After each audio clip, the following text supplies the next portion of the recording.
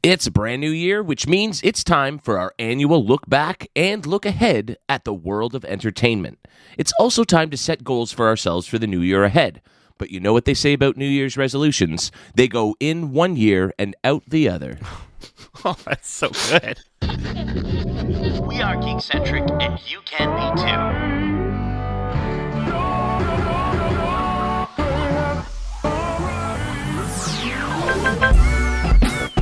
Love ya.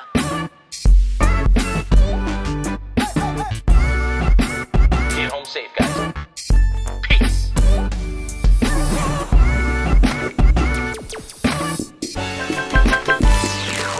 What's up, geeks? This is the Geekcentric podcast, and this is our annual Geek Back episode, where we share our favorite movies, TV shows, and games, as well as our biggest disappointments from the previous year, while also sharing what we're most excited about in the year ahead. My name is Kev, and if you're joining us for the first time, well, you're starting your year off right. We are Geekcentric, a podcast covering the world of movies, television, shows, toys, collectibles, and all things geek-centric. 2024 was an incredible year for Geekcentric, but before I list some of our awesome accomplishments, allow me to reintroduce the team. The full team is here. There is no skeleton crew. We're here to talk about everything from Deadpool and Wolverine to Villeneuve's Dune 2. They knew from the start it was Agatha all along and didn't quite love all of Moana 2's songs.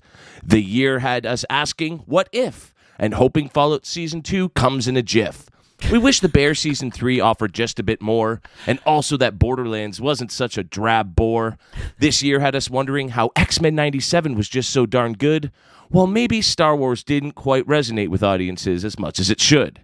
They were furiosa about the reception to the latest Mad Max, but they ain't no Fall Guy and won't be a bunch of sad sacks. They're more like a wild robot, just happy to see the world, and now their thoughts and opinions for 2024 will be unfurled.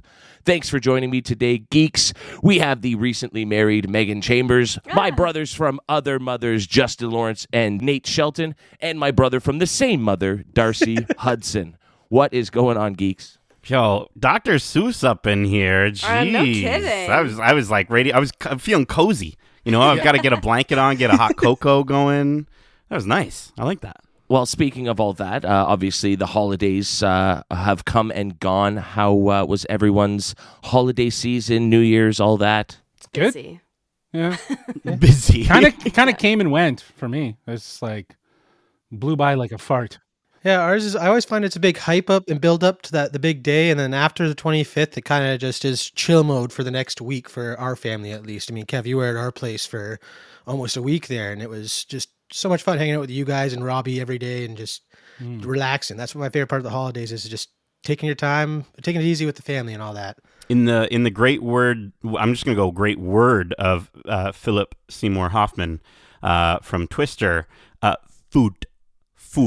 Was my highlight this holiday. The amount of it was crazy. It was wild how much food. It was so tasty and delicious, but just boy, oh boy. After I'm working on eating less these days, and so this holiday, I went a little bit overboard, and I felt it more than ever. But it was very tasty, and of course, time with the family is always a good time, and got some great gifts, and yeah. It was a good, lovely holiday. Awesome. Well, I think we deserve that after, as I said, we had such an incredible year as a team here at Geekcentric as we continue to grow and develop our reach in the entertainment world and expand our coverage for all the things that we love to watch. We were busy this year reviewing over 26 TV shows and 20 movies, not to mention the 3 watch clubs we hosted, as well as over a dozen other episodes covering award season and the various conventions we attended. We conducted 44 interviews with some of the biggest stars, both in front of and behind the camera in 2024. Darcy and Megan both participated in their first junkets, and they did the Geekcentric team proud. We spoke with actors, voice actors, comedians, directors, producers, composers, writers, showrunners, and studio heads. We spoke with the creator of Futurama, as well as Bender and Scruffy. We talked to Agatha, Catherine Hahn, Doctor Who and his companion, Ncuti Gatwa and Millie Gibson, SNL star Bobby Moynihan, the cast and showrunners for Skeleton Crew and other Star Wars productions, the original cast members of the X-Men animated series, Django and Boba Fett, and of course, Chief Tui, Tamura Morrison. And no biggie, we just did some red carpet shooting the shit with Ryan Reynolds, Hugh Jackman, and Sean Levy of Deadpool and Wolverine. Our social media reach continues to grow as we inch closer and closer to that 10,000 follower benchmark on Insta. And you, our wonderful listeners, must be doing your part to get the word out about Geekcentric, as 2024 saw incredible growth for the podcast, as our listeners were up 75%, followers are up 92%, streams are up 27%, and we saw an 82% increase in new listeners, which can be found across 46 countries all over the world. Wow. So thank you so much for being you. a geek with us this year. Mm-hmm. Yeah, that's crazy. And thank you to Nate for doing the hard part and recapping all of that for me. That was wonderful.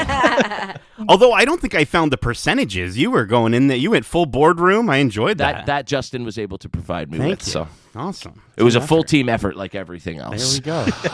Now, just this past weekend, we had our first big award show of the years. The Golden Globes celebrated the best in television and movies.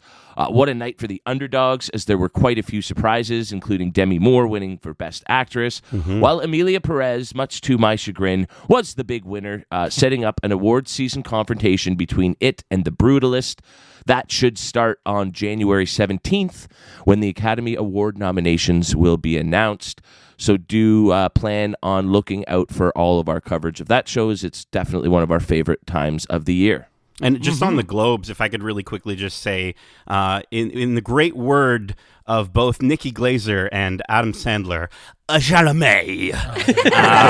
What a wonderful moment. Thank you so much to Nikki Glaser. I know you're listening, for making that happen, because holy, especially after Kevin, we have our whole Timothy Chalamet, just going back to Dune 1, and obviously we're probably going to talk a little bit about Dune 2. So, really, really wonderful little not little hosting job. That's a big undertaking, but really wonderful job. She did a great job. She was the brightest part of that whole show, though. That's for sure. Because everything else, She was fantastic. very awkward and very clunky. True. And, if anything, she shined as the host, because everything else just felt very, kind of slapped together, if you will.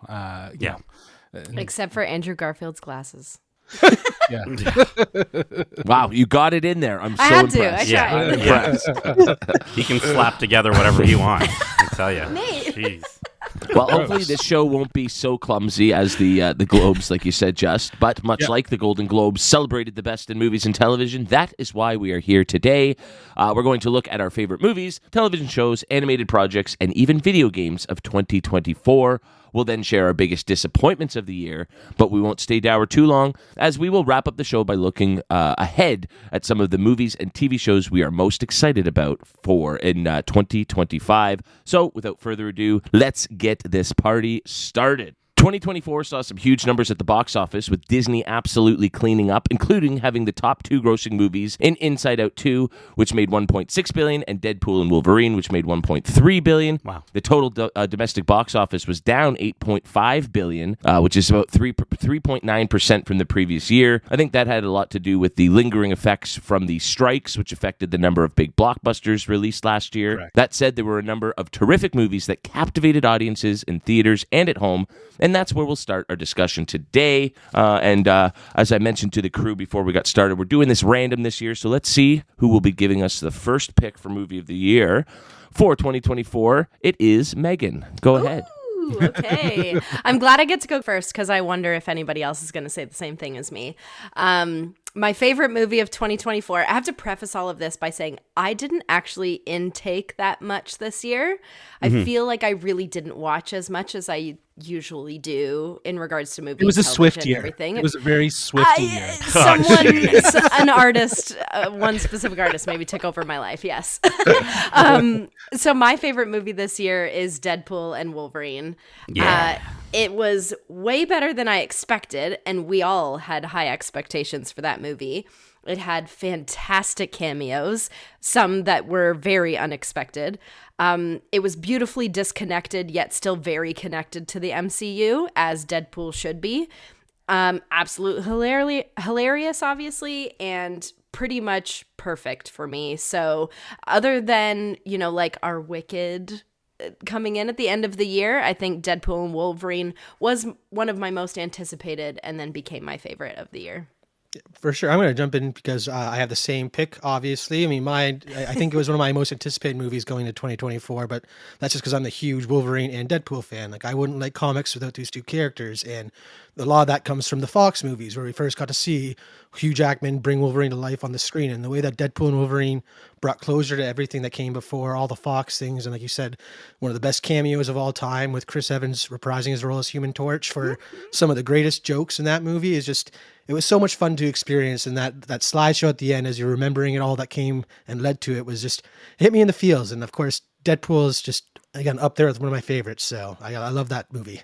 Yeah, it's such a fun time at the theater, I think, is the biggest takeaway, right? It's like, it's one of those movies that you can go back to and just laugh and have a good time. And, I think it's fantastic that they were able to keep, like you said, Darcy, the all the elements that made the Fox versions so wonderful in the Disney era. I think that was kind of maybe our biggest worry going into this, was how is this going to work with Disney? And they nailed it. And I'm so excited to see whatever they do next with Deadpool and Wolverine. And yeah, it's just such a fun time at the theater, and I'll buy more popcorn heads if they come out with them. So. Oh God. Yeah. It feels like this year was definitely like, from last year, branching off, and as you mentioned, Kevin, the strike kind of, tightened things up, and maybe we didn't get as much. But based on that, it really does feel like the movies that mattered, or that really did try to matter, were trying to eventize the theater experience. And I think Deadpool and Wolverine is definitely an example of the movie theater event experience. And you mentioned it, Meg. Wicked would come in later this year, and I think there's a couple other ones along the way. But I think in terms of which are the most memorable, I think I think Deadpool and Wolverine is going to be walking away with being one of the most successful in regards to really capitalizing on that in theater event experience. 100%. I think there's a reason it did so well. It resonated with audiences. It was the talk of the town for weeks, both before and after it came out, and it's just nice to see wins for Disney, for the MCU anytime. Especially because last year they were your biggest disappointment. Last year, Disney was your biggest disappointment because they didn't necessarily deliver on maybe this sort of the level of storytelling. And I think this year they came roaring back, and kind of like, I think Deadpool and Wolverine was a guaranteed $1 billion hit, I think, in a lot of ways. But I think the surprise and delights were Inside Out, and Moana is on track to I think, if it hasn't already, but is very close to that $1 billion mark, because I think the total studio revenue for Disney is anywhere between 5 or 6 billion. So they take top dog for the year. For studio growth. 100%. They dominated theaters. Now, I would like the focus going forward to maybe be on some original content, as this year was dominated by sequels. Sequels up the wazoo. Yeah. I mean, when Despicable Me 4 is in the top 5 highest grossing films of the year, we need some original content, people. Well, all three of the movies that we just mentioned from Disney, you could say Deadpool and Wolverine is somewhat of a sequel. It is to a trilogy. Yep. Absolutely. And then Inside Out 2, Moana 2. It was the year of sequels for sure, and Disney definitely capitalized on that. Well, my pick of the year wasn't a Disney film, and it wasn't a sequel. I don't think this is the best movie of the year, but I also don't know if I've watched the best movie of the year, as I have only just started my Oscar watch club, if you will. But this was certainly the most fun I had. This movie felt very tailor-made, written for me, and that was Saturday Night. The telling of the hour and a half leading up to the premiere episode of Saturday Night Live. The writing is just crackling. It feels very Sorkin-esque. And then the impressions of some of the great TV comedians of the past were just spot on. Like, you swear you're watching a young Chevy Chase and Dan Aykroyd. And so I really, really love that movie. Again, felt felt tailor made for me, specifically as somebody who still watches Saturday Night Live every week. So that was certainly the most fun I had. But I'm looking forward to watching some more Academy Award nominated movies once that list comes out, and I'm very thankful that I've got Emilia Perez out of the way and don't have to ever watch that again. Oh, no. Shoot. But Nate, I know you liked Deadpool and Wolverine, but was that your favorite of the year? I mean, what a phenomenal year for films and for movies and for geeks. I kept going back to 2023 as being the year of animation, and I think we did a great job of keeping that up in the movie theaters specifically. And Justin, you'd mentioned Inside Out 2. I think Transformers 1 is also such a wonderful surprise this year. We might touch on it a little bit later. The Wild Robot, finishing strong with Sonic the Hedgehog 3, which was just delightful. And then on the live action front, I think a movie that has kind of stuck in my brain for how both terrifying and excellent it is Civil War. I think that movie is just horrific. Megan, you'll never watch it. Please do not. I think it would ruin you. But then, we had some really fun surprises. Kevin, you mentioned The Fall Guy. I think Twisters was such a wonderful, sort of, we weren't necessarily expecting it to be as good as it was. Monkey Man is another one that I think kind of snuck up on us a little bit. And then, you've got your epics, like you mentioned, Megan. Wicked, I think, was great. And Kingdom of the Planet of the Apes was great. And of course, Deadpool and Wolverine. But the movie that I keep thinking about to this day, and I'll say power over spice is power over all. And that's Dune Part 2 is my favorite film of 2024.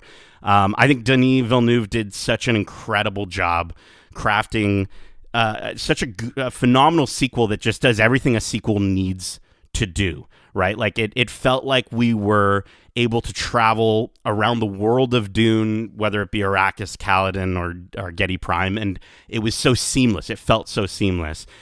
Jumping between different characters like Paul and Chani to Lady Jessica, or the side stuff with Princess Irulan and the Reverend Mother, it just all kind of wrapped me up in this Dune world so well. And I think I said this on the review, but it got me so invested in the world that when I think about leaving the theater after Dune Part 2, it gave me the same feeling that I felt leaving the theater for The Lord of the Rings, The Two Towers. And I just think it's just one of those things that I just want to go back to that world immediately. I think the performances, obviously, huge shout out to the main cast that came over, but also Austin Butler as Fade Routha was just next level committed to that role. And then Javier Bardem coming in and meme culturing the crap out of things, and the whole internet just was in love with him. How could they not be? The music, the sound design, the visuals. There are just so many moments watching that movie where I had to remind myself that I was watching something that was made by people. And that's something that's really special for me when it comes to seeing a movie and coming back to a world, especially for a sequel. Last year, I had said that my movie, I don't know if it was my movie of the year or my animation of the year, I can't remember, but Across the Spider-Verse, I had said was going to be added to my list of greatest sequels alongside The Lord of the Rings, The Two Towers, and Star Wars, The Empire Strikes Back. And definitely Dune Part 2 is added to that list. So yeah, man, Dune Part 2 was absolutely stellar, and I'm just going to give it a... Everyone, I apologize if you have earphones. I'll turn the volume down. I'm editing this. It'll be fine. But yeah, Dune Part 2. Amazing.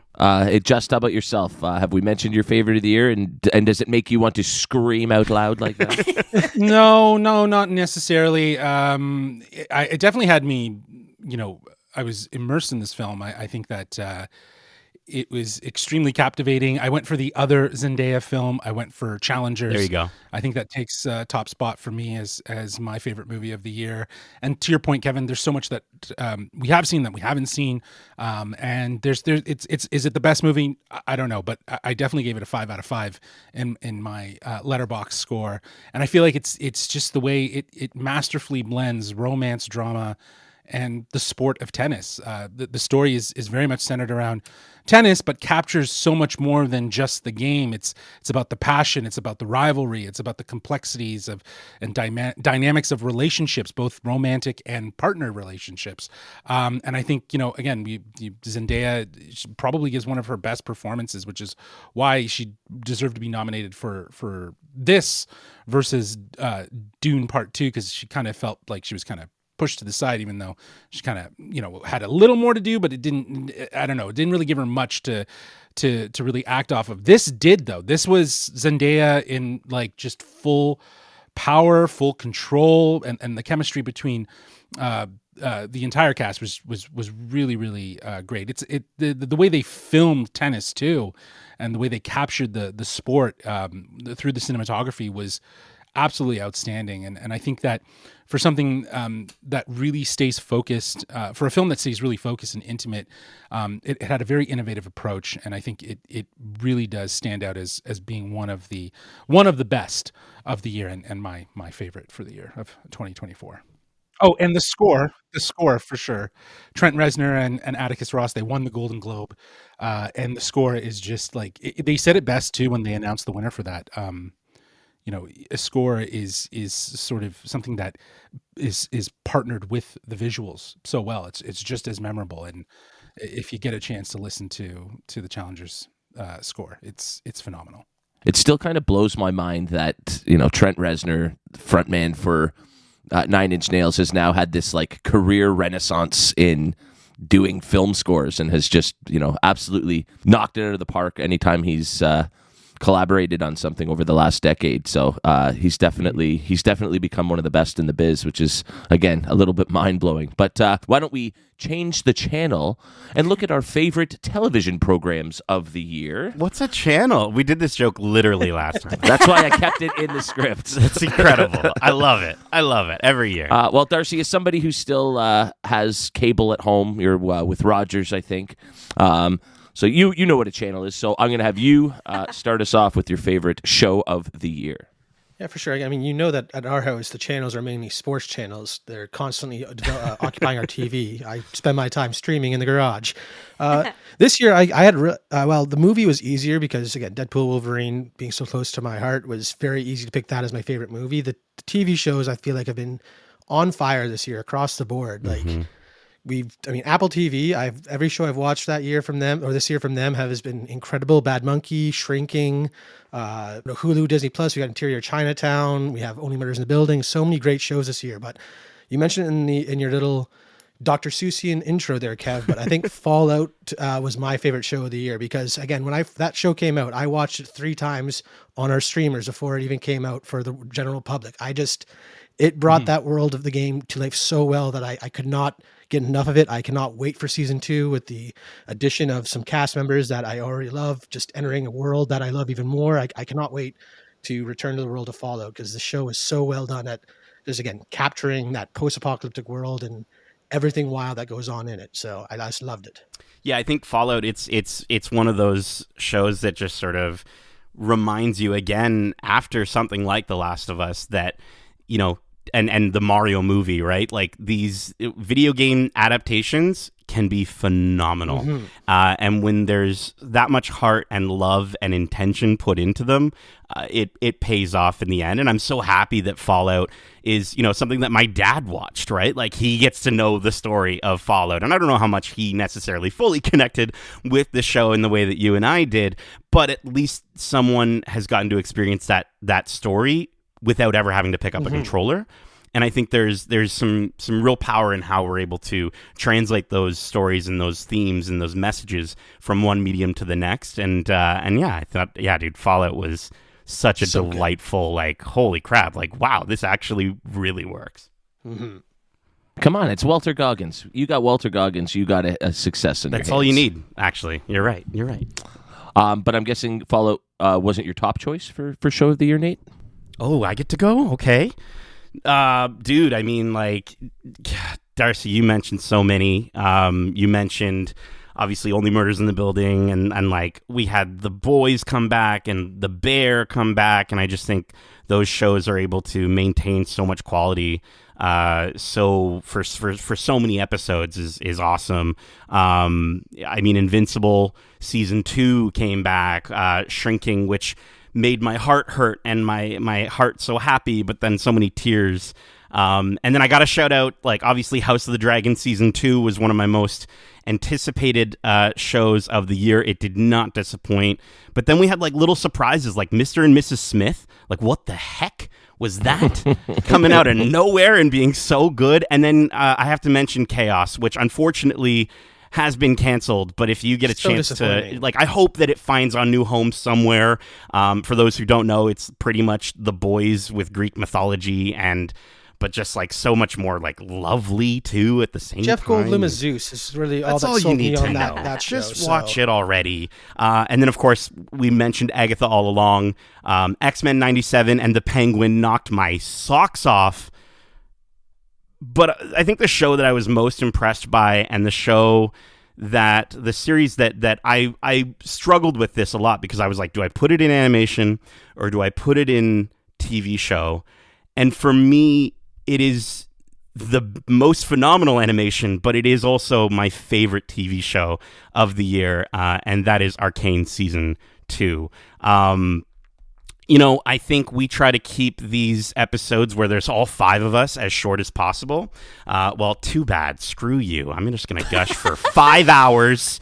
No, but the work that Fortiche and Riot Studios did here, it pushes the industry forward. And I think it shows storytellers and directors and the creators of the stuff that we love that just exactly what animation is capable of, like what the medium of animation is capable of.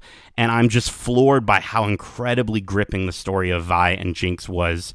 And specifically in this season, their fight to return to what they lost. The fight to return to just having family and loving each other, but then how tragic it is that they can never have that. It's an impossibility for them.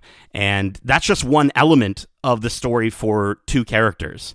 And there's just so much more. The music, holy crap, the music is just insane. And there's just so many moments that, in the animation, that Arcane is the only thing that I've ever seen do this on screen, and it's so specific to them. And we talk all the time, and I just mentioned it, the intention of a movie or a TV series. And you can tell that Christian Link and Alex Yee and Amanda Overton and the entire teams at Fortiche and Riot, they put everything they have into this show. And so it's a show that I will never forget, and I'm so happy that we got it from a video game series that I never played and never had any intention to play. And I still don't think I have intention to play League of Legends, but damn if I want more from this world. I want more stories. And I know for Megan and Justin, you guys are right there alongside me with just how phenomenal this show was. Oh, yeah. It's one of the best animated television shows I think I've ever seen. Yeah. I completely agree with all of your sentiments, and I will talk more about it later. Okay. Oh, oh, interesting. Okay, well, if you're not going to talk about it now, what would you like to will I talk about? Yeah. Well, I think I'm picking something that's totally out of left field for our group here. We got a lot of Star Wars, Marvel, not everything kind of living up to the expectation that we maybe had. So I'm going to go for a TV show that was widely popular out of word of mouth. They did no promotional anything, marketing, whatever for this show. And it simply just gained traction because of how fantastic it was. Also helps that you have iconic actors like Kristen Bell and Adam Brody in it. But it is one of my favorite rom-coms to ever exist in this kind of new generation, and it's a TV show on Netflix called Nobody Wants This. It was hilarious, witty. The chemistry between the 2 lead actors is palpable in many scenes. Kristen Bell carries the show beautifully, as she always does as a comedic lead, and Adam Brody coming back and making all the millennial women swoon was a piece to really respect. So not only do I love the lead cast, but the supporting cast in the show was also phenomenal. Timothy Simons, Jackie Tone, Justine Loop, just to name a few. Timothy Simons specifically as Sasha, the brother, was the pièce de résistance of this show. If you haven't seen it, I highly suggest that you do. Well, speaking of Nobody Wants This year saw the end of a lot of TV shows that I really enjoyed throughout the years. What We Do in the Shadows wrapped up, but this year also saw the end of one of my favorite shows of the last decade, Yellowstone. And while I don't think that the series ended as strongly as it started, I do think they did the best they could, given that the main character, played by Kevin Costner, needed to be abruptly written out of the show for the final 6 episodes, which is something I will talk about a little later in the show. But fortunately, the void in my heart was filled instantly with the arrival of the latest Taylor Sheridan masterpiece, Landman. That sees Billy Bob Thornton running some oil fields in Texas, and it is. I absolutely fell in love with this show from the first episode and was hooked by a great surprise cliffhanger ending for the first episode, and it was all uphill from there. Ali Larder's fantastic. John Hamm is great. And then Jacob Lofthand, who is a relative newcomer for me. And while he's not the hulking, brooding pièce de la résistance that my boy Rip was in Yellowstone, there's a certain charm to his character. He really makes you want to be as good a man as he is, and I think that's something Taylor Sheridan does very well. He writes dude characters for guys who are just like, man, that's a cool guy. I wish I could be like him. And so he's done it again. He's got me swooning for all new reasons. And so yeah, I've been talking about this one with anybody who cares to listen. I'm not sure I've gotten anybody to watch it, but I will keep trying because Landman is awesome, and I'm excited to see where that show goes next year. Just why don't you wrap us off here and let us know your favorite show of the year? Yeah, I think TV was on fire this year. It was another incredible year for television, and I think about our interview with Brad Winderbaum where he talked about the idea of animation and the fact that having an animated Marvel movie in a theater has to be a statement, whereas TV shows are about conversations, and there was a lot of conversations this year around television, from The Acolyte to Skeleton Crew to, some of the, Agatha All Along, Only Murders in the Building, Shrinking Season 2. You mentioned it, Nate. It was so heartfelt. It was such a lovely continuation from Season 2. From Season 1 into Season 2. It really does hit the feels. Arcane wrapped everything up in a really beautiful bow with stellar storytelling and that marriage of animation and so on, which we'll talk a little bit more about later. But we also we saw some premieres, some first goes, some anthology series, and I actually did finish it, and I think this show deserves all the praise, and that's Shogun. It is absolutely phenomenal. That premiered this year, and it took everyone by storm, and it's been dominating in the awards. But for me, I think the one that the show that's going to take the crown, it was already mentioned as sort of one of the shows from this year, but The Penguin is definitely it. It blew me away, just how the gritty tone from the Batman found its way into this TV realm. I think it dives deeper into the criminal underworld of Gotham, as we were talking about in our spoiler-free review, and obviously Colin Farrell is just mesmerizing. He humanizes Oswald, and I think he embraces some of the intricacies of Oz, but he also shows a brutality to the character, which is very sincere and very real. I think it's a show, obviously, as we've talked about it. It's about power struggles, and it's delving into themes of family and legacy. And it really does feel like a Shakespearean style crime saga story. And I got to say, we were talking about the Globes. Colin Farrell did win. Unfortunately, Kristen Milioti did not. But she shines in this show, man. She was a surprise and delight. And I honestly think that this is one of the best of the year and one of the best from HBO. Yeah, and which is crazy because, again, we had House of the Dragon season 2, so to have both of them there is phenomenal. But yeah, dude, the Penguin, like, it's nuts how we talk about, like, confidence, and, like, you go into that show and right from the first episode you're like, they know what they're doing. They know what they have, and they're just absolutely nailing it. And dude, the performances, come on. So good. Yeah, dude, Penguin was absolutely nuts. Yeah, it's a show I'll never watch, but my Don't. husband Yeah. couldn't stop raving about it. So There you go. Fantastic. Yeah, I certainly would put it up there with some of the best comic book storytelling in a live action universe ever done. Very interested to see where that whole universe goes. Are we getting a second Batman movie? Are we getting a second season of The Penguin? I guess only time will tell. But anything from the Matt Reeves Batverse has got me excited, whether it comes out this year or in years to come. But speaking of the box office and whatnot, we did mention at the top of the show that it was dominated this year by animated films, specifically sequels, with Inside Out 2, Moana 2, and Despicable Me 4, finishing in the top 6 of the global box office. So why don't we discuss our favorite animated projects of the year? And we will start where we left off in the last category with Justin. This was a big year for animation. It was a phenomenal year. I think there was incredible content that pushed the boundaries, as we've talked about. Arcane Season 2 is an excellent example of that. I think Transformers 1 was another fantastic film that was just an animated film that was so heartfelt. It was a riveting origin story that really just kind of highlighted that sort of brotherly rivalry between Optimus Prime and Megatron. It did the brother rivalry better than Mufasa, and we've talked about that in great lengths, and we've highlighted that.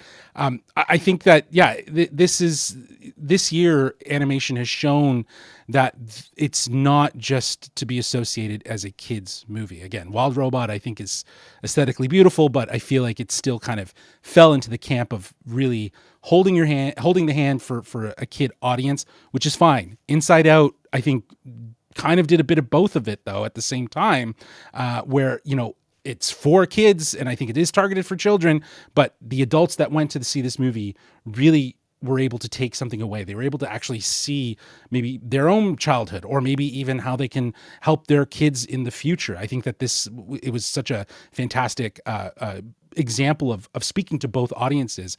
But for me, my pick is going to be X-Men 97. I think that takes top spot. It is, as a longtime X-Men fan, it brought a wave of nostalgia while also feeling incredibly fresh. It was everything I loved about the original animated series, but modernized for today's audiences in every way possible. You had the iconic voices obviously returning. You had some classic designs, and there was this whole deep, compelling storytelling part that was just layered in that I think the original never really reached for. They knew what they were playing with, but they couldn't do it. But for today's modern audience, for the audience that grew up on that show, this show hit that bar so high for just really, really powerful storytelling. I think I was just totally blown away at how mature and adult it was, and it really does sort of abandon any of its, you know, well, this came as a kid's show. Well, you know, it's not a kid's show anymore.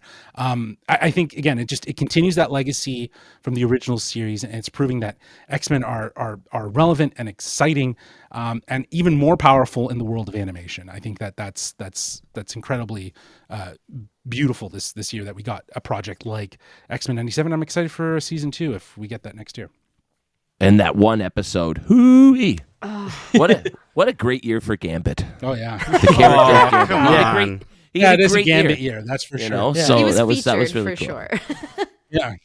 I'm going to go next because, again, my favorite show is also X-Men 97. But because you said everything I want to say about that, I'll go with my close runner-up, which is another superhero animated show that also kind of is a spiritual successor to something we grew up with Batman Cape Crusader. I was late to the game with that show, but once I watched it, I finished it in a day and went back and watched it a week later because Hamish Linklater's performance as Bruce Wayne and Batman in that show just felt so inspired by the Batman the Animated Series and their refreshing takes on some of their the well-known villains and the way they kind of spin the stuff. Clayface is a tragic villain where you feel so sorry for him after watching his episode, and all these things. It was so cool to get those vibes of that original series, again, brought up to this modern standard while still keeping that retro futuristic look with the very blue tone over the whole show. It was just, everything about the Cape Crusader was fantastic in my opinion.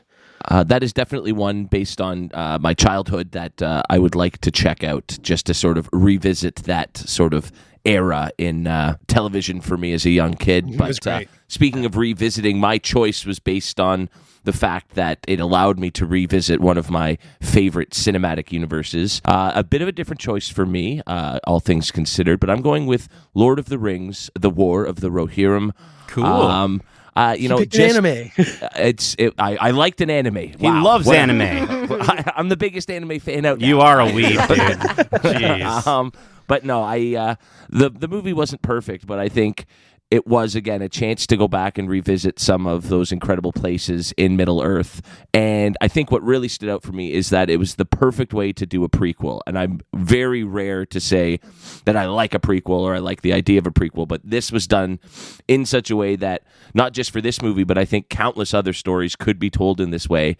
And it actually got me excited for a sort of living, breathing, animated Lord of the Rings universe where we could tell all these different stories throughout different times. And I think this was a great start to that if we might see some more of these projects in the future. So, that was definitely for me my favorite animated experience. Given that Moana 2 was great, but were the songs as good as the first? Inside Out 2 was great, but it was a bit similar to the first story. And so, this one just really kind of stood out for me as being a successful reiteration of a universe that I love. Nate, how about yourself? X-Men 97 was also my pick.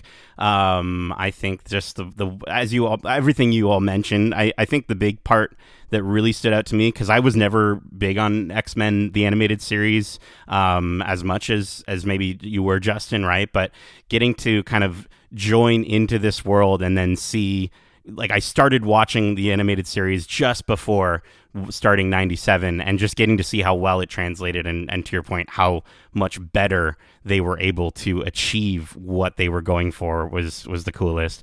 So I'll switch it up a little bit too then. I'm going to go with my number 2 pick, which was The Bad Batch, season 3. We've got our lovely batches here, and I think that it was such a wonderful journey for us going through that watch club, going through the entire series, and just so many wonderful moments, so many ups, so many low, what do we call them, snowball episodes. We're kind of like, why are we in this cave talking about this, whatever. But no, I think the Bad Batch was just, for them to be able to nail their finale the way that they did was so damn good. D. Bradley Baker, Michelle Ang, and then of course Jennifer Corbett and Brad Rao, who led the series.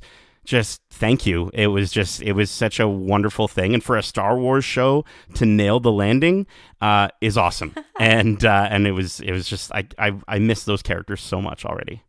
I mean, I'm just glad that after their final season, we're all still glad that Tex stayed dead, or he ended on that page. We're like, spoilers. Thankfully, they didn't bring him back. Yes. So.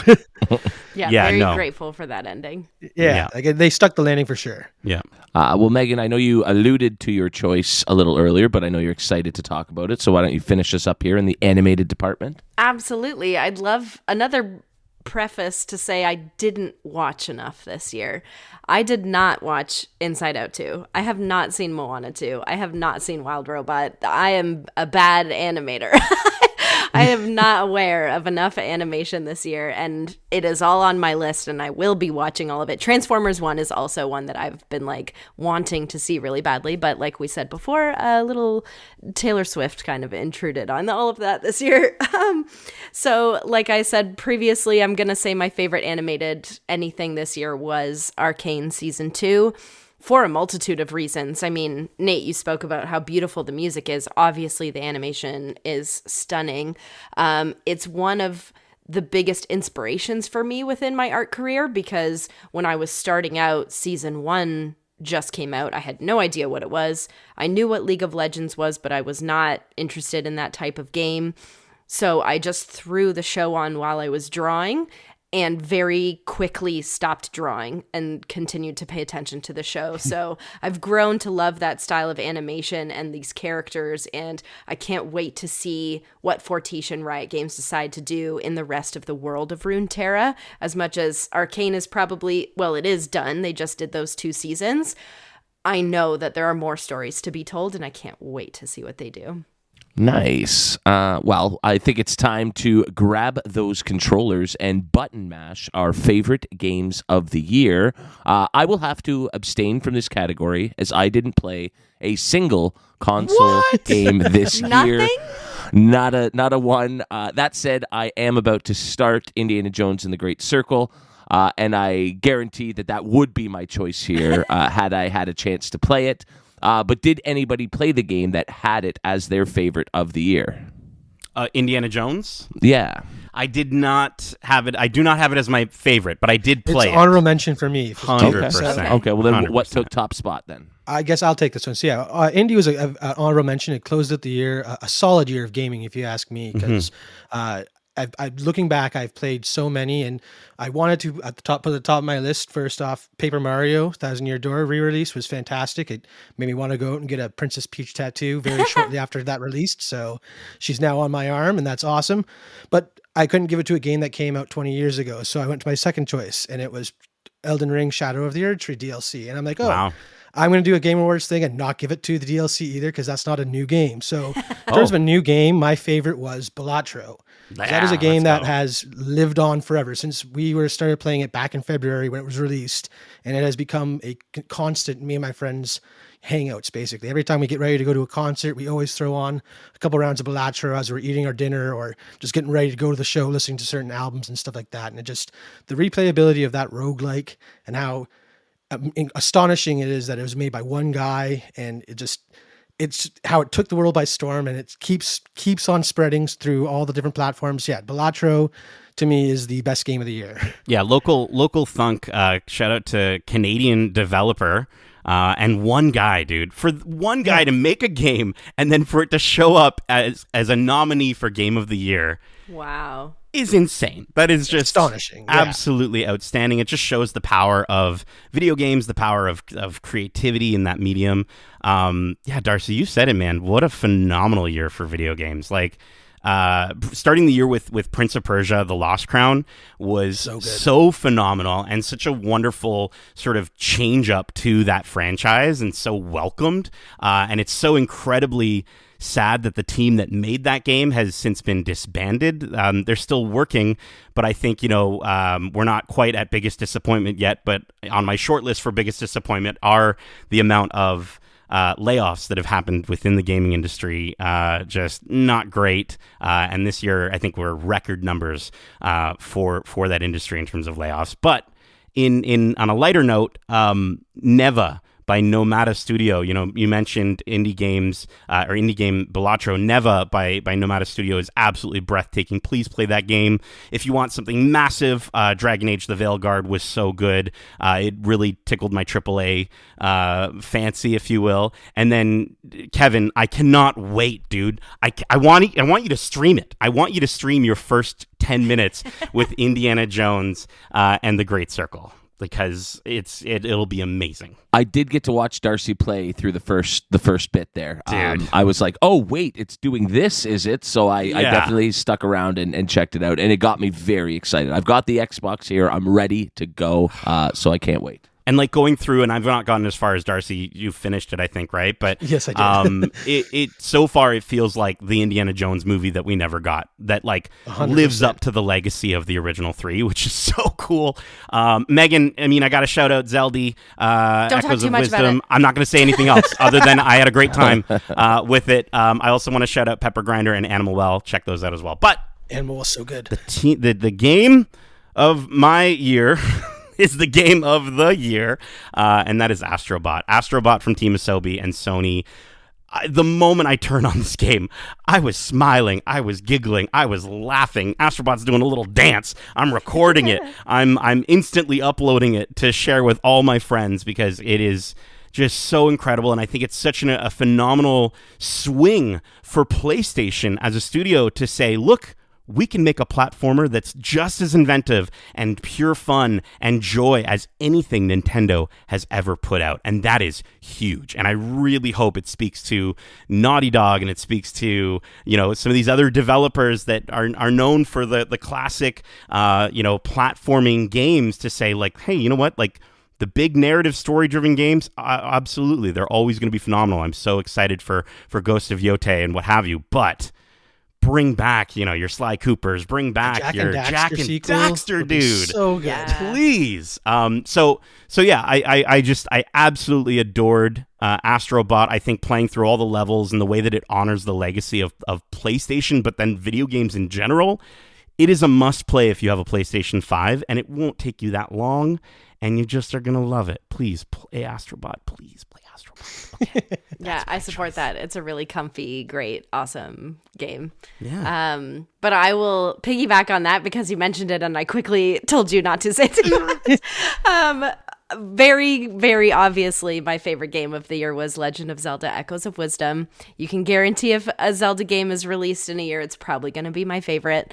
I will say my most anticipated game last year when we did this was a game called The Plucky Squire, and it did come out this year, and it was adorable, beautiful, a really ingenious way of doing a 2D and 3D game.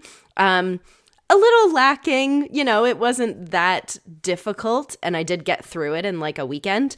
But it was a great game. Legend of Zelda Echoes of Wisdom, though, is like, I was not anticipating it. I don't know if any of us knew that it was something that was coming, and then 2 months later it was out.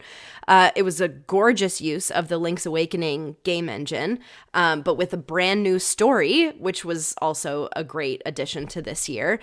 We've been asking for a very long time, the Zelda community, to finally play as the titular character. So one of my favorite parts about this game was the fact that we got to be Zelda and learn a very unique and challenging way to do combat. You had to test yourself and really try something different instead of just hacking and slashing, or, Link just is a great soldier, so you're going to be good at hand-to-hand combat. But with Zelda being more of a wizard type character, you had to use magic to do these close combat encounters, and it was so difficult, but once you got the hang of it, it was so much fun. So I'm really grateful that game came out this year, and I had a lot of fun playing it. And how incredible was it for Grezzo to take everything that you mentioned, like Breath of the Wild and Link's Awakening, and merge them together where'd that come from? Yeah, as a fan of the top-down Zelda franchise, like that's my first entry into Zelda was the Game Boy games, and it was all screen-based, where you go to one edge and then the screen would shift over and load the next zone. And in this one, the fact that it looks like the top-down, you can just keep walking, and there's no loading between the world or anything like that. It was such a unique and refreshing take on the genre, and again, inspired me to go out and get another Zelda tattoo. So, while it wasn't from the game, I do have a Majora's Mask tattoo as well, right next to Peach. So it was a very good video game year, 100%. You tatted up, bro. I'm going to cover it in a few years, man. I love it. And also, can we just give a quick mention to Conde? That's all. Continue. That was a very quick mention. Justin, you've been very quiet here. What was your favorite gaming experience of the year? Yeah, I'm with you. I haven't played that many games this year. I think the big standouts were I revisited some Marvel vs. Capcom titles. The full series dropped on Nintendo Switch and PlayStation. I think PlayStation as well. So I was kind of dabbling in that. But I did over the holidays download and pick up Astrobot, and yeah, it's I would have to say there's a reason why it's the game of the year. It's innovative. It feels like you said, Nate, it's a love letter to other platformers, and I think that even just in the short time that I've played with it feels like there's a clever wave to the mechanics that just is so refreshing, and the visuals are outstanding. It's charming. It's delightful. It feels like it's a homage to those platformer games that we know and love, and I think that it does it in such a enriching way that is like let's pay homage, but let's also do something new. So I feel like it's left an impression on me, and I feel like there's a reason why it is game of the year for sure. It's tons of fun. So I look forward to hopefully sitting down and playing some more. Well, not every dream comes true, and sometimes our expectations get the best of us, and we are let down. I think now would be a good time to share our biggest disappointments of the year. Nate, why don't we start with you, our resident curmudgeon? You always like to talk negatively about things, so I think you'd be perfect to lead us off here. You're so right, Kevin. I just hate, and I don't like anything. Grr, grr, grr, grumble, grumble. I literally was, over the holidays, I was like, reflecting on some of our reviews, and I'm like, I think I'm too nice. I think I like things too much. I don't know. Maybe that's, I don't know. In the same boat, man. Don't worry. Maybe it's not a problem. Maybe it's a good thing to have. But no, if we have to get a little bit, a little grumbly, a little bit disappointed, what was my biggest D? I think. I think that's a different list, Nate. Oh, sorry. Oh, shoot. Let me find the right list. I think I mentioned earlier, video game layoffs was a massive disappointment of 2024. I think also the threat of video game to film adaptation the curse of terrible video game adaptations was threatened by Borderlands to be brought back. But I can't, as much as Borderlands, I think, was maybe my least favorite movie of the year, I can't say it was my biggest disappointment, only because I didn't have a lot of expectations going into it. Justin, you called it the year of sequels, and I think there are a lot of movies this year that kind of feel like they were lost in translation, like Moana 2 or Gladiator 2, and then movies that sort of showed us that some of these franchises are out of gas, unfortunately, like Ghostbusters, Frozen Empire. But I think, for me, my biggest disappointment was Kung Fu Panda 4. I'm going to bring up the fact that, again, I recognize, and we all recognize on this podcast, that we are older folks evaluating films made for children, and I get that. But Justin, you brought it up earlier, and I think one of my favorite interviews this year was your interview with Dan Hernandez and Benji Samit from Star Wars Rebuild the Galaxy, because they said something that really impacted the way that I look at animated films. And they said that filmmakers and storytellers need to trust younger audiences more. And, I agree. I think kids are infinitely smarter than a lot of filmmakers give them credit for. And I think Kung Fu Panda 4 is an example of what happens when they don't. Right, and I think it's a disservice to the franchise, coming off of a trilogy that was way better than I think the 2 and 3 had any right to be. And it's just, you've got Viola Davis in a villain role, and they didn't really do much with it, right? You've got Ke Huy Quan, who is incredibly charming, coming off of an Oscar win, right? And still, just a wasted opportunity, right? You have so many incredible people in this movie, but they just overstuffed it, and it just, I don't know. I wanted to feel excited about what DreamWorks had for the next portion of this story, and I just didn't, right? Like, Jack Black is still great. His 2 dads going on an adventure is still a fantastic time. But there was just so much from that movie that we've talked about, which was recycled, including heartfelt moments that just don't have the same impact when they are literally just the exact same thing that came before. So, yeah, I was super bummed out by Kung Fu Panda 4, and I just hope that whatever they do next is incredibly different, because I think the franchise, and I think the original trilogy, the OG trilogy, there I am, I'm an OG trilogy fan of Kung Fu Panda universe. I think it deserves better.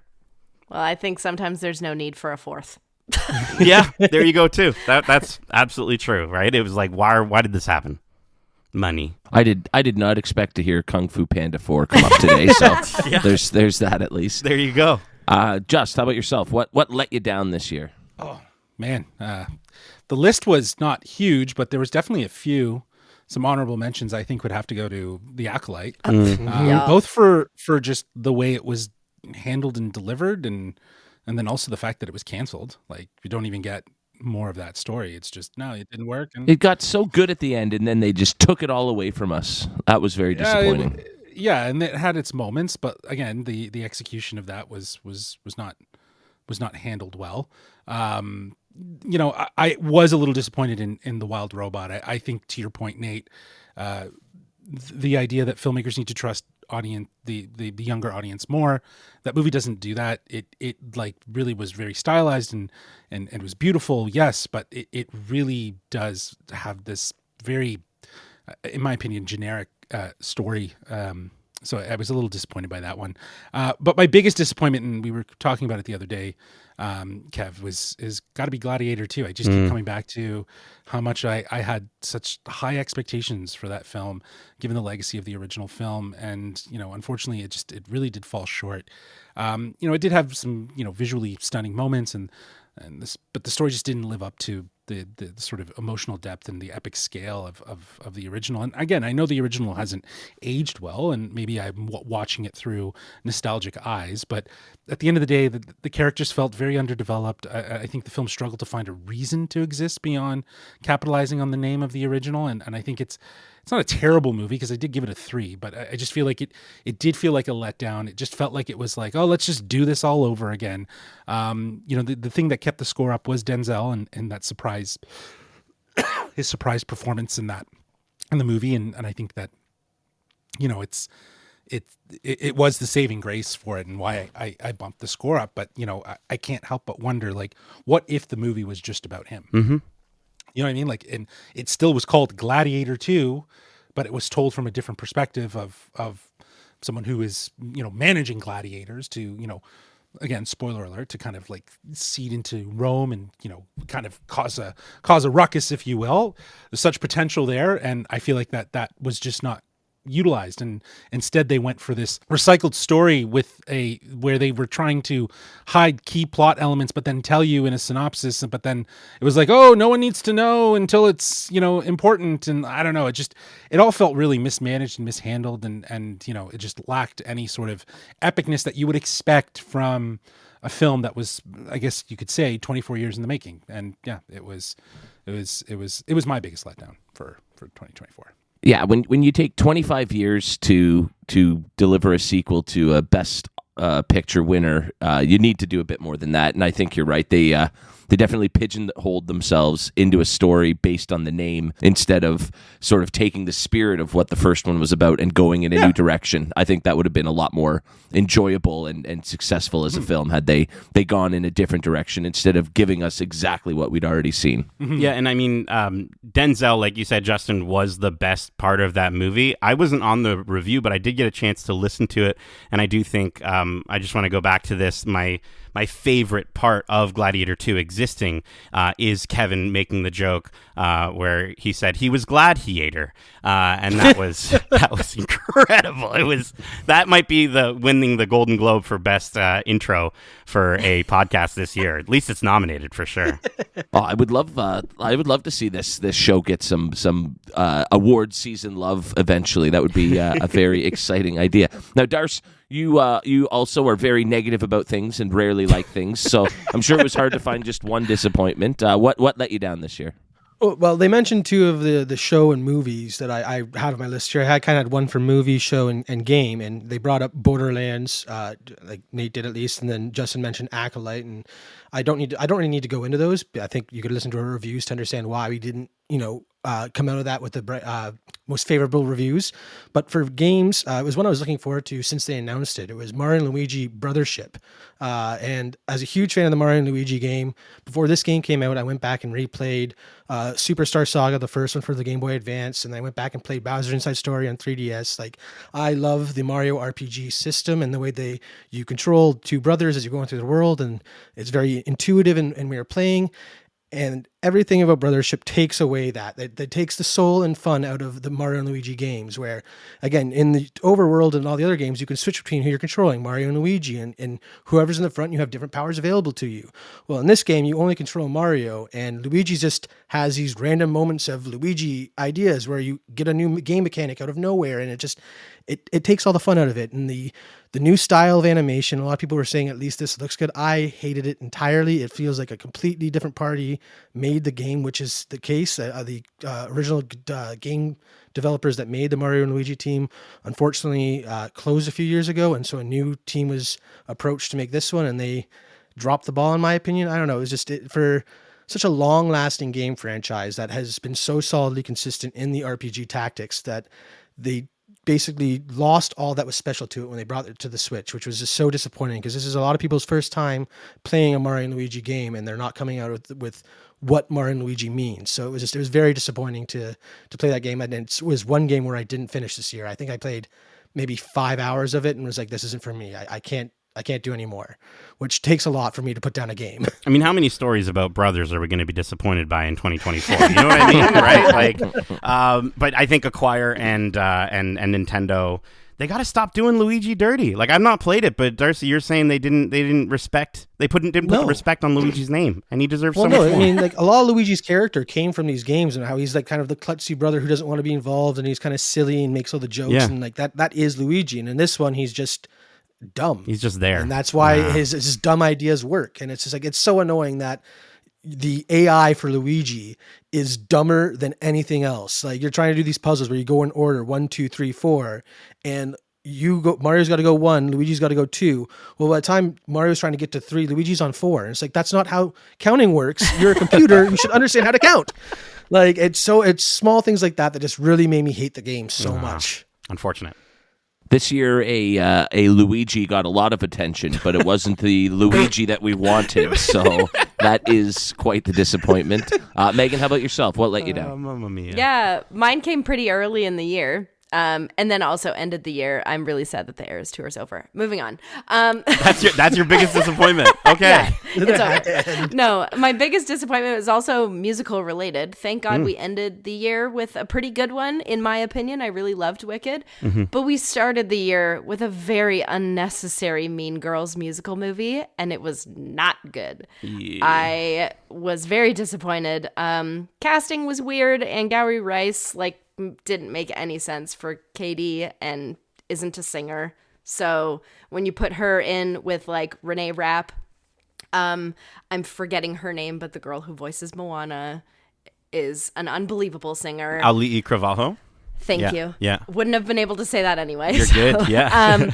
She was amazing in it, but it's just your lead didn't lead the movie very well. The musical adaptation from a stage that was adapted from a movie, it was just so convoluted and unnecessary.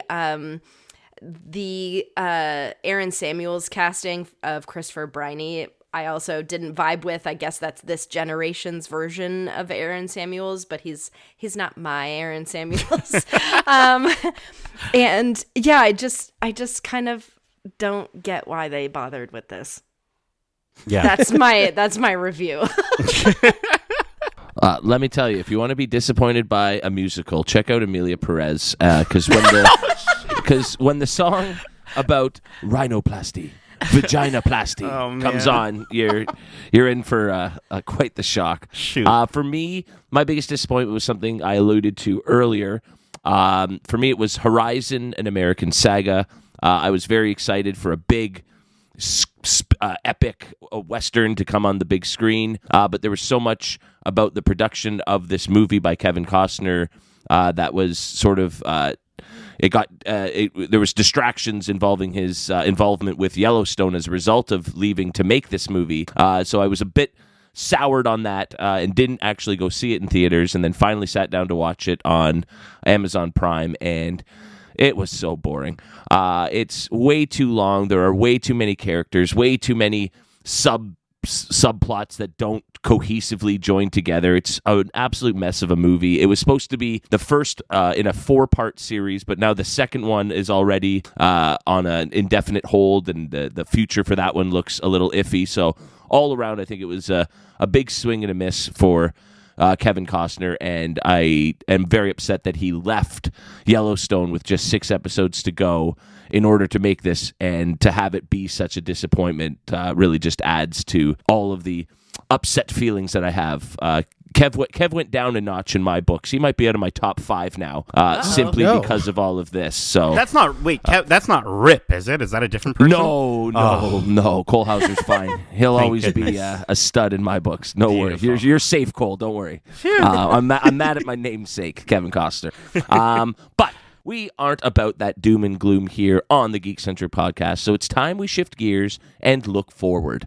I think it's time to share some of the movies, TV shows, and games we are most excited about in 2025. Let's just sort of throw some things out there. I have my list here in release order, so I'll start us off here. I'm very excited. I think the MCU needs a big win here. I think the character of Captain America needs a strong showing here, especially with the sort of tepid response to the Winter Soldier and Captain America show that we had from MCU either last year or later in the year before. But I am very excited for Captain America Brave New World on February 14th. Nothing says love like a big, red, scary Harrison Ford. So I'm very curious to see how that one does. Well, believe it or not, it was 2021 when The Falcon and Winter Soldier came out. Oh, wow. It's been that long. Yeah. So it's been quite a while that we haven't seen Sam as Captain America.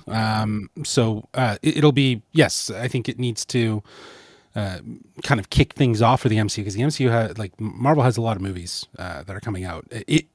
Between that, Thunderbolts, and Fantastic Four, that's one of the ones that I'm looking forward to is Fantastic Four. I think that's been a long time coming. It's one of Kevin Feige's favorite franchises or comic book stories that he's been wanting to bring to life in a very authentic way. The idea that what we know of it existing in another universe, and it's like 60s retro sci-fi, like there's just so much that's going for it. And then you have Matt Shakman, who was behind WandaVision, who's directing it, and if I'm not mistaken, also writing it to a certain degree. But all this to say, it has a lot of elements in place to be the summer blockbuster, followed by another superhero film, which would be Superman Legacy. Oh wow, yeah, which is also that's on my list. Crazy. yeah. I'll let someone else talk about it, but yeah, that's 2 weeks after Fantastic Four. Wow. Yeah. 2 weeks before Fantastic Four. Well, I just think it's funny that we're getting both those in the same month, considering we're getting that retro-futuristic vibe from the Fantastic Four's alternate universe, and we're getting a very retro-futuristic depiction of Metropolis and Superman Legacy. But I'm really excited to that one. I mean, I'm kind of concerned with the amount of heroes we saw. So many characters in that So trailer. many characters, but I think that, again, if we're going to focus on Superman, it serves a purpose to establish the fact that heroes exist in this universe, and it's going to be villainizing him through the eyes of the public. And I think that's going to be the big challenge that Superman has to face in this movie. And I think it'd be really cool to see that. And again, just the way the aesthetic of the world has me so sold on it, and the fact that Corn Sweat looks so good as Clark Kent, and then like his Superman looks completely different. Like the change in attitude when he puts on that suit is already visible from this trailer. So I'm so excited to see what that movie brings. Yeah, I think the vibrancy and the vividness of the look of the teaser trailer helps to elevate this back to a place where it's not so gray and dreary, and it goes back to those like the traditional Superman. As a lot of people have been saying, it's hopeful, it's bright, and yeah, I think you're absolutely right, Darcy. I think this is going to talk more about Superman, and does society want Superman? And so on. And if you've been watching, I haven't been watching it, but from what I've been reading about Creature Commandos, there is a lot of different characters that are popping up in there, some that are very well known. Like I think, and there's an episode where there's the Batman is seen.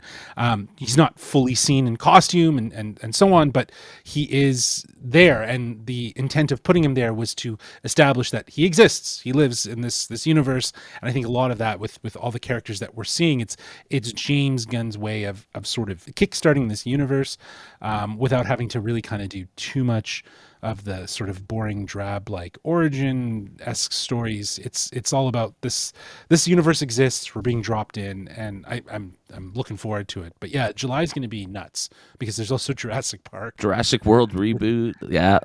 Is it a reboot? It's a reboot, right? Like It's called Rebirth. It's Rebirth. Called So Scarlett it's a reboot. Johansson's going to save Jurassic World. That's what you're telling me. I think it's doing Jurassic World again, right? Like what Jurassic World did with Crazy. Bryce Dallas Howard and Chris Crazy. Pratt. I think it's just going to kind of go for it again. Looks a little more grounded. I don't know, but we'll see. But there's only been set photos that have really kind of. And that's coming out in 2025 July 2nd. on our biggest disappointment list of 2025. Is that where it's going to be? Jonathan Bailey's in it, so it'll be fine. Oh, it must be great, of course. Mahershala Fierro. Ali, you know. Mahershala Ali, Gareth Edwards is directing it. Yeah, like So he it's got, does it's got good with some, the big lizards. Yeah, and he's done good movies. I don't think he's done a bad film. Maybe if you listen to our discussion on Rogue One versus Hans versus Solo. I think Gareth Edwards obviously introduced. He has a grounded means to his storytelling, and I think that it's going to work. Okay. It'll work really, really All well. right. So I have my hopes up. Yeah, one of those 3 movies in July is going to be a bad movie. So it's very interesting to see which one it will be. But when you look at the outline for 2025, what's really, really interesting is that it feels like we're back at that place where it will be like movies back to back, week to Awesome. week, right?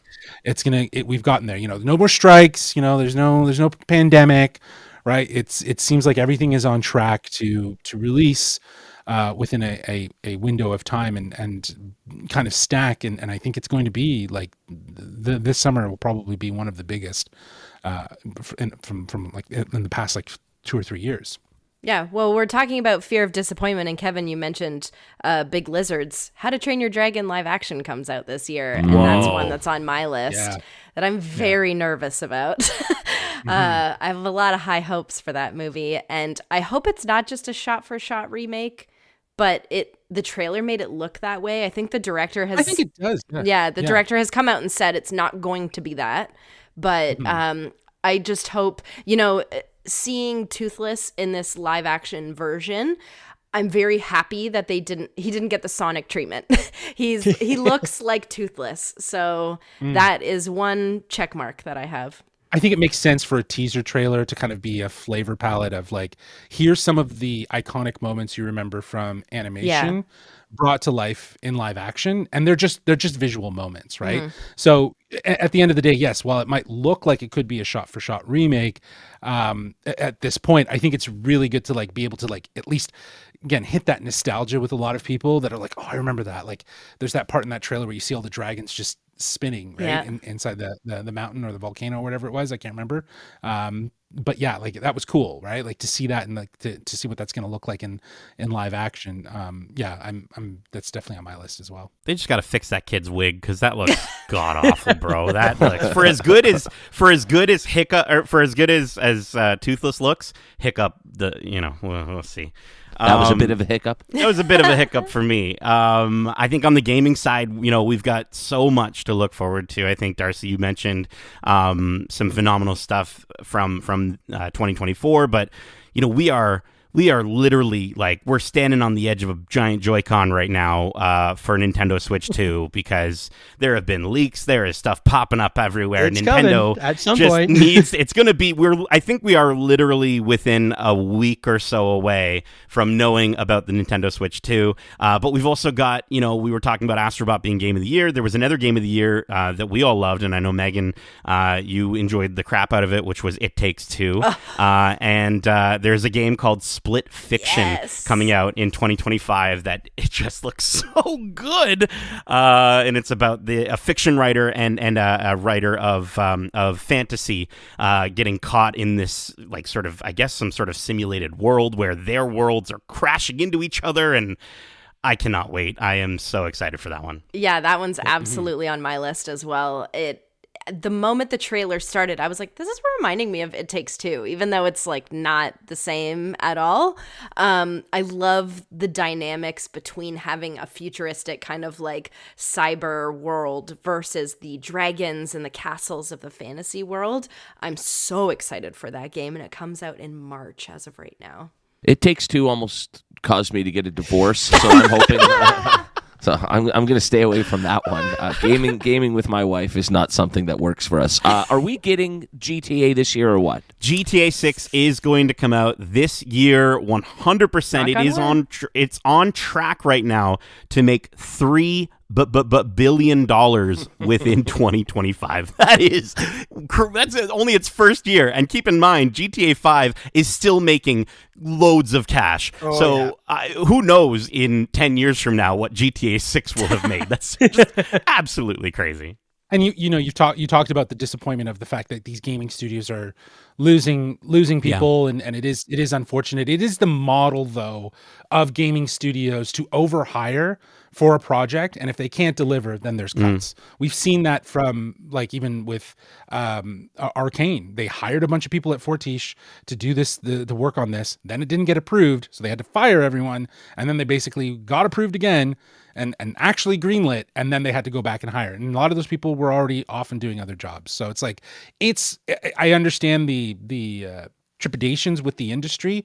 It is a weird model though, where it's like, oh, this studio wants to pay us to do this. Well, we don't got enough people. We might as well hire all these people. And then suddenly it's like, oh, well, we're not going to produce that game anymore because it's taking too long, or it's just not meeting our level of what we're hoping for. Well, the studio is obviously over budget, and they've obviously overestimated, and now all these people, it's unfortunate, but it's like it's a weird way that the model happens. And the reason why I bring that up is because one video game that I was looking forward to, and I have two, is Marvel 1943 Rise of Hydra. It is expected to come out, I thought that is year. Not this no way.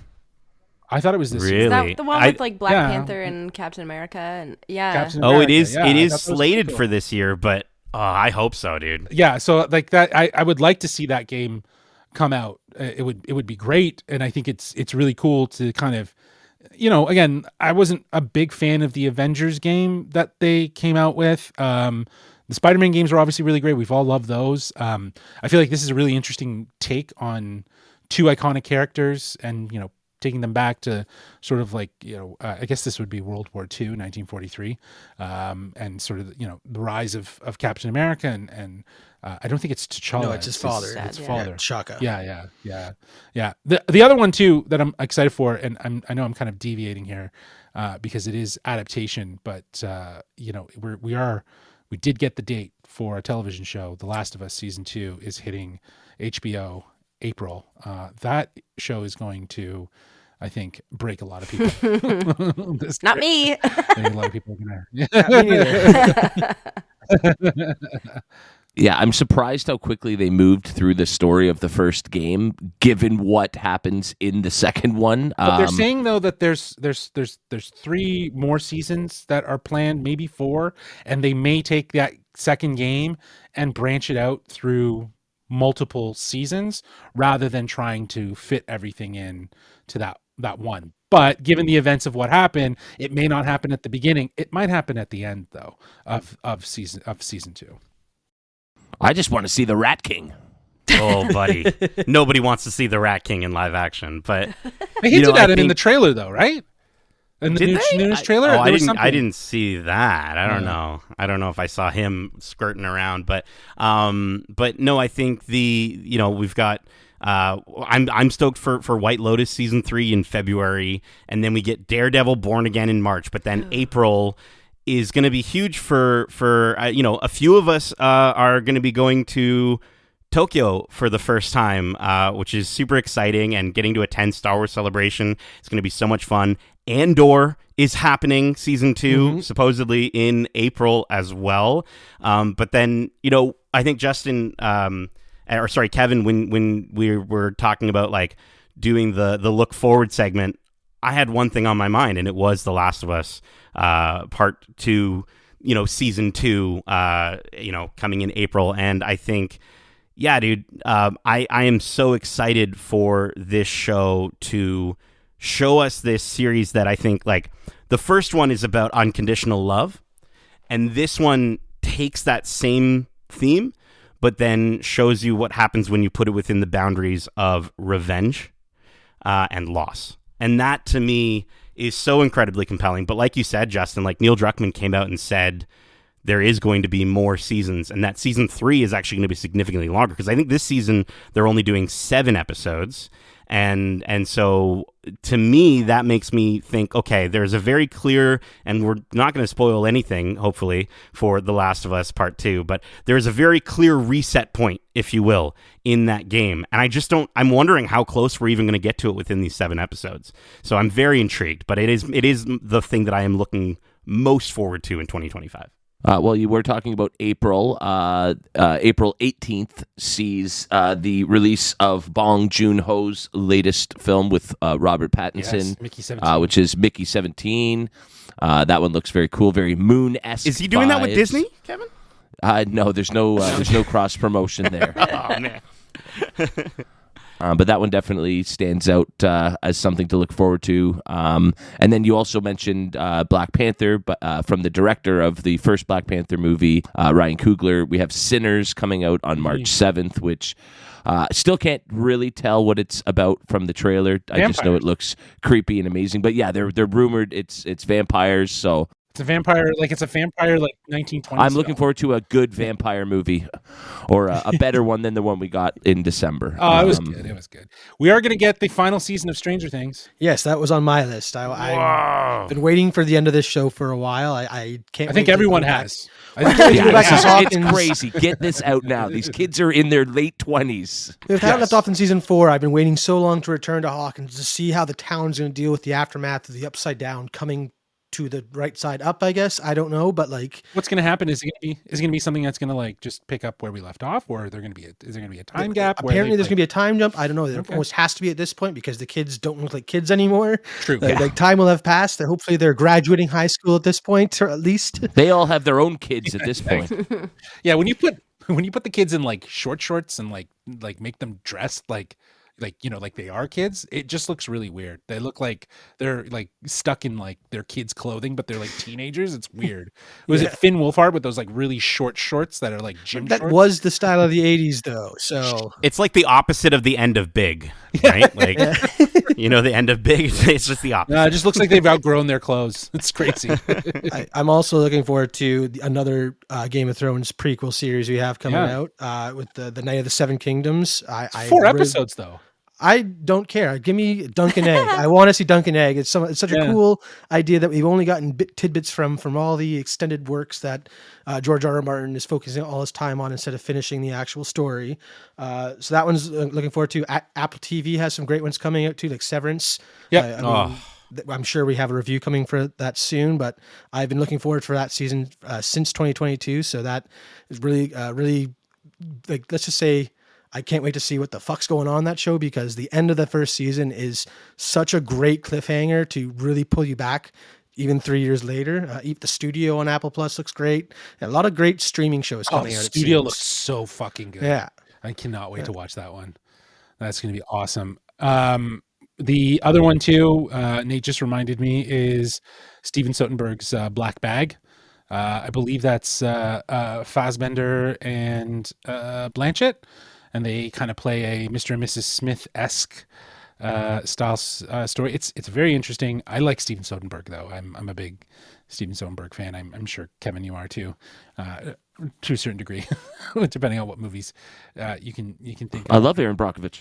Yeah, not Bubbles. Though. Did you ever watch Bubbles? No, I never saw Bubbles. Yeah. But yeah, he's done some really interesting stuff, and I think this is kind of, he's very inventive with his filmmaking. So it feels like this is a bit more of a return to some more traditional stuff versus like a traditional style of filmmaking versus the sort of run and gun style that he's been kind of using. He's been using iPhones and sort of like situations where it's like very POV style to kind of create more of a situational look to his films. So this does feel very Hollywood highlighted in some ways. Mm-hmm. One that I feel like waiting for a really long time. It was announced at D23 in September of 2022. The new Pixar movie Elio is meant to come out this summer. And we are talking about 2024 being the year of sequels. This is a brand new movie, a brand new idea. It's about a little kid who gets abducted, I believe, and then they think he's like the leader of the earth. So the trouble that will ensue from that, I believe, will be really adorable and funny, and all he wants to do is get back to his mom. So I'm intrigued to see how that goes. And another one that I just want to quick mention that I don't know if any of you have any reference for, but that's okay. It's a book, and it's called Onyx Storm. It's coming out at the end of January 21st, and it's part of Rebecca Yaros's Empyrean series. The first two books are Fourth Wing and Iron Flame, and they are fantastic. It's about a war college where the students in the Riders Quadrant become dragon riders, and there's a little bit of spiciness in it. So if anybody's open for that, stories. Oh, yeah. Megan, is this one of those spicy books that you and Pam it's a are little always bit reading? spicy. Romantic. Okay. I read them too. It's for more than just women. It's true. Yeah, It's okay, there you true. go. I will recommend it to anybody who will listen to me. I've only They're read the first one. Fantastic. Okay. I've got the second one on my list though. I'm currently rereading all the Brand Sanderson stuff because Book 5 of Stormlight Archive is my favorite book of the year. If anyone's wondering. Okay. You'll have to send me that because I'm creating a list of books that I want to get into because I've really found a joy in reading again. I've obviously read Harry Potter a million times through, but finding new series to enjoy has been fun. So send me your recommendations, anybody, if you're a fantasy, romantasy reader. Romantasy. I love that. That's what these books are considered. Okay. Yeah, romance fantasy. Cool. I'm also looking forward to, you mentioned Pixar, I think Win or Lose is a series that we were supposed to get in 2024, but I think it traded spots with Inside Out 2 or something like that. So I am really looking forward to see what Pixar can do. It switched spots with Dream Productions, which also, by the way, shout out to Dream Productions. Holy crap. Pretty good. Phenomenal. But no, I think it'll be interesting to sort of see what Pixar can do with more of Dream Productions was a little bit shorter. I think Win or Lose is meant to be like a full size show. So it'll be really interesting to sort of see their first sort of foray into that side of things, going beyond the short or the sort of mini series. Very intrigued. Also, correct me if I'm wrong. I think Your Friendly Neighborhood Spider-Man is supposed to come out. Yeah, that comes out at the end of this month. Yeah. Yeah. That's Bro. exciting. I feel like we heard about that like 3 years ago. Yeah, and we saw some stuff at D23 this year, and we actually saw a lot from all of the animated slate from D23. It's going to be a huge year for Marvel when they were kind of scaling back. Like for 2024, it was one movie, Deadpool and Wolverine, and a few shows, X-Men 97, Agatha, and then we had What If. I don't know if I'm missing anything else there from Marvel, but now it's like 3 movies. I think it's 3 movies and like 4 or 5 different shows that are coming out. And I think Eyes of Wakanda is also in. Eyes of Wakanda is coming out. Zombies Eyes is of Wakanda Zombies is Halloween. Zombies is Halloween, bro. And then we also have Wonder Man, which is coming out in December of 2025, and then I believe in the summer is Ironheart. So is Marvel slowing down or not? Like, I don't know. They stood on for a year. Like Kevin was saying, like a lot of things were kind of held back based on the strike and getting certain things, and that's why even with things that have happened with Jonathan Majors, but also things that have happened with the industry, there's been a lot of shuffling and reorganizing and stuff, because Wonder Man and Ironheart were both slated, I believe, for this year, and were wrapped production and everything, and I think they were supposed to come out towards the end of the year, but now they've just pushed it into 2025, and I think that might have something to do with at least filling the void until we get to obviously more Secret War stuff, which is around the corner. Was this year the year of Secret Invasion was last year. That was a huge disappointment. 2023. That was your biggest disappointment of 2024, actually. Yeah. Yeah. Oh no, 2023. 2023. Yeah. What year is it? Well, you did talk earlier about a legacy sequel that came out last year that disappointed. I hope that's not the case this year, as we've waited close to 20 years for the follow-up to 28 weeks later, and this year we get 28 years later, which looks unbelievable and terrifying. Dude, I'm so stoked for that one. Oh, Mission Impossible 8 too. Oh my god. Yeah, the Final Reckoning. Why? They've changed the name. Why? Tom Cruise running and doing some crazy ass stunts. I'm there. Sign me up. I've got two more I need to mention because I mentioned them last year as well, in some form or another. I'm Doctor Who's second season coming back. I mean, the first season was good enough that we have two new Whovians in the Geekcentric podcast. So Hello. I'm looking forward to another season of that with you guys. And then Who could you be talking about? No, yeah, sorry. Go ahead. and we're now. If it was last year, I was excited for the animated side of One Piece, but this year we're getting the second season of live action One Piece, sick. which Kevin also got on board for that Pirate Adventure. So I'm all for. Got on board. I see what you did there. Thank you. I was hoping you'd catch that. But yeah, I'm looking forward to both of my favorite franchises because again, I got another One Piece tattoo this year. It was a busy year for me tattooing my favorite things on me. Apparently, Not one. Is there any disappointed tattoos that you have? Any tattoos? Your biggest disappointment. I mean, there's this little GC, the little logo I got next to my There you go, my there you Cliffy go. Hollows. That I wish I had thought more before getting it. Dude, I think we all need to get the Geekcentric something tattooed somewhere. I'm just saying. I'm down. I'm ready. Nate's gonna totally tramp stamp it. So 100%. I'm going for the butterfly logo around it. Yeah, it's gonna be lovely. There aren't nearly enough good comedies that come out, so I am hopeful that we get one in August from the Lonely Island team that brought us Pop Star Never Stop Stopping.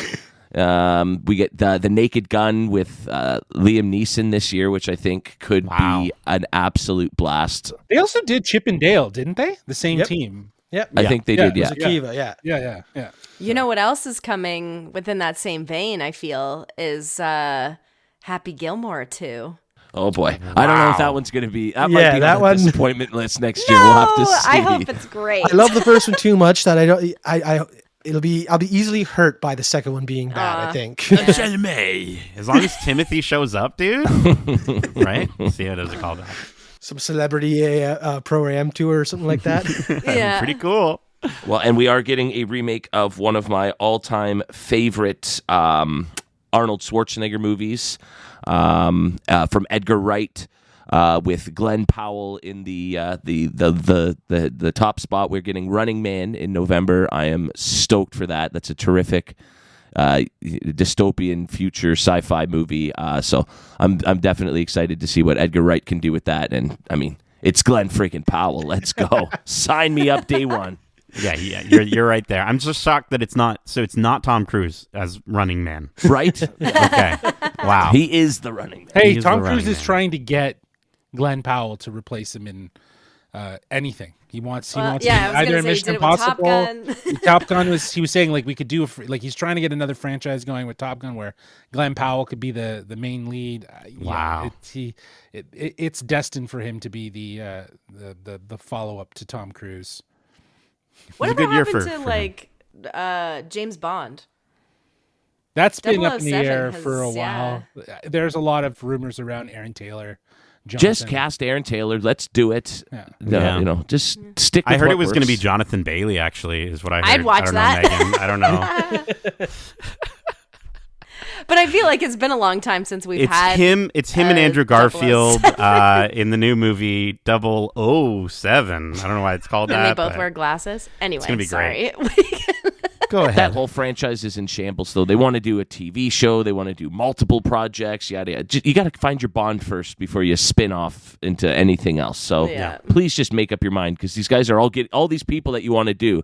They talk about Idris Elba, and it's like, well, now he's 50. He can't do it anymore. So you got to get these guys while they're still young. Aaron Taylor's got a few good Bond years left in him before he ages himself out. So just make up your mind already. Oh, and just one more thing in terms of spin-offs, Ballerina from the world of John Wick. I thought that was for some reason I thought that movie already came out. But it didn't. So I quickly checked, and I'm looking forward to it. I think it's going to be a fun one. Well, as you can see, there is so much to look forward to in 2025, and that includes a plethora of content from yours truly at Geekcentric, because we will be there to cover it all and then some, including more reviews, killer interviews, convention coverage, and so much more. Thank you for joining us for our look back at 2024 and our look ahead at 2025. If you haven't already, be sure to subscribe to us wherever you listen to podcasts. And as a belated Christmas present, leave us a nice little rating so others know to join the Geekcentric universe as our big happy family continues to grow. We'd love to know what your favorites and biggest disappointments were from the world of entertainment in 2024, and can't wait to hear what you're most looking forward to from the year ahead. As always, you can do so by shooting us an email at wearegeekcentric@gmail.com. That's wearegeekcentric@gmail.com. Or if that's so last year and you're ready for a new year, new you, hit us up on all of our socials. Justin, where can they do that? Well, they can reach us on Instagram at We Are Geekcentric, or on Twitter at GeekcentricYT, or on TikTok at We Are Geekcentric. Speaking of the Running Man, we're already hitting the ground running, as our first interviews of the year for Goosebumps: The Vanishing are available now wherever you listen to podcast feeds, and on YouTube at youtube.com/geekcentric, along with all of our awesome interviews from last year. Stay tuned this year for more interviews, more reviews, more watch clubs for some of the projects we discussed today in our Looking Ahead segment, as well as so much more, including Oscar coverage in March, news, trailers. I could go on, but listen, 2025 promises to be our biggest and busiest year yet, so please make sure to join us throughout the year as we celebrate, debate, review, and discuss all the things that make the entertainment world such a geek-centric place to be. We'll see you right here next time, but until then, as we say, Love ya. Laters. Bye. get home safe, guys. Peace.